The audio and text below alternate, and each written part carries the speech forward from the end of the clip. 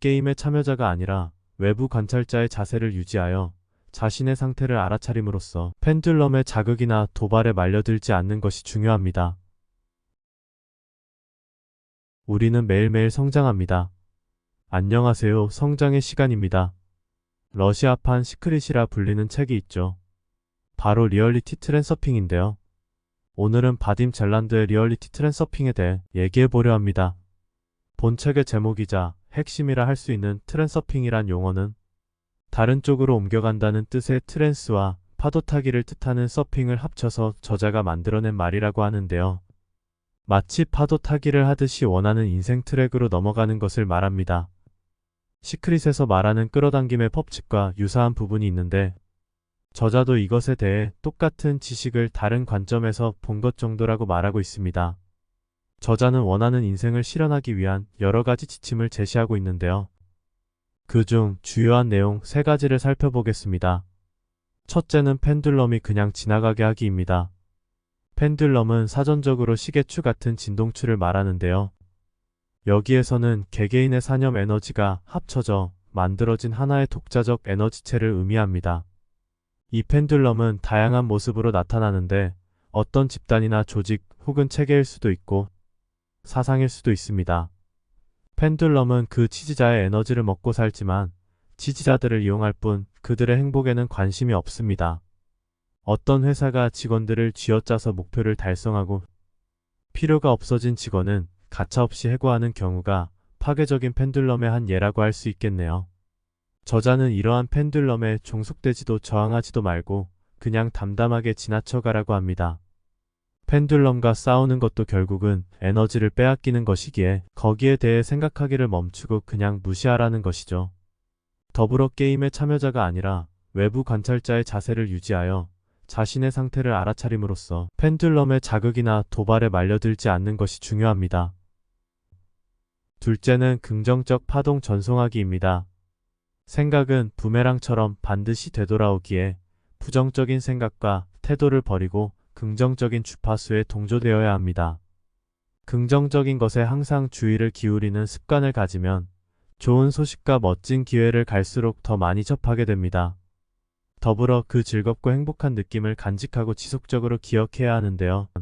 마치 처음 사랑에 빠졌을 때 온통 세상이 장밋빛으로 보이고 매 순간이 기쁘고 설레는 것처럼 그 좋은 느낌을 항상 간직하고 있으면 우리는 언제나 성공의 물결을 타고 있을 것입니다. 하지만 살다 보면 언제든 불행한 일이 일어날 수 있는데 이럴 때는 그것이 우리를 올가매려는 펜듈럼임을 기억하는 것이 중요합니다. 그것이 펜듈럼임을 알아차린다면 우리는 상황을 통제할 수 있으며 앞서 살펴보았듯이 그것에 휩쓸리거나 맞서 싸우려 하지 말고 그냥 담담하게 지나치면 됩니다. 그리고 무엇보다 지금 이 순간 가진 모든 것에 기뻐하고 감사하는 것이 중요하겠죠. 그렇게 긍정적인 에너지를 온 주위에 발산하면 더 성공적인 인생 트랙으로 가볍게 미끄러져 들어갈 수 있습니다. 마지막 3번째는 과도한 중요성을 부여하지 않기입니다. 저자는 중요성을 가장 흔한 형태의 잉여 포텐셜이라고 말합니다. 잉여 포텐셜이란 불균형을 초래하는 일종의 과도한 에너지라고 할 수 있습니다. 기압이 낮아지면 바람이 불어오고 온도차가 생기면 열 교환이 일어나듯이 자연은 항상 균형 상태를 유지하려 하고 잉여 포텐셜이라는 불균형이 생겼을 때도 균형력이 작용합니다. 어떤 것에 과도한 중요성을 부과하면 잉여 포텐셜, 즉 불균형이 생기고 그것을 해소하기 위해 일련의 문제가 발생하게 되는 것입니다. 이 중요성에는 2가지가 있는데요. 내적 중요성과 외적 중요성입니다. 내적 중요성이란 자신의 장단점을 과대평가하는 것입니다. 달리 말하면 오만과 자기 비하라 할 수 있겠죠. 외적 중요성은 어떤 사건과 대상에 중요성을 크게 부과하는 것인데요. 아무래도 외적 중요성이 컨트롤하기가 더 힘듭니다. 이것은 개인이 어찌할 수 없는 사회, 환경적 요소도 있기 때문이죠. 이럴 때는 자신의 삶에 있어 모종의 리스크 관리를 해나가는 것이 필요합니다. 분노, 걱정, 우울, 집착, 숭배, 오만함, 혐오 등과 같은 불균형한 감정이나 반응들 모두가 결국 중요성이 이런저런 형태로 드러난 것이라 할 수 있는데요. 여기에서 중요성에 대한 저자의 말을 한번 들어보시죠. 외적이든 내적이든 모든 형태의 중요성은 다 우리가 만들어낸 것이다. 이 세상에서 그 누구도 특별히 중요하지 않다. 그러나 동시에 우리는 누구나 세상의 모든 풍요를 누릴 수 있다. 바닷가에서 물장구 치며 노는 아이들을 상상해보라. 그 아이들 중 아무도 자기가 착하거나 나쁘다는 생각을 하지 않는다고 가정해보자. 그들은 바닷물이 좋다 나쁘다 생각하지 않으며 또한 다른 아이들이 착하다 나쁘다 생각하지도 않는다. 그런 상태가 지속되는 한 아이들은 행복하다. 그들은 자연과 조화롭게 하나로 어울린다. 마찬가지로 우리는 모두 이 세상에 올 때 자연의 아이로 왔다.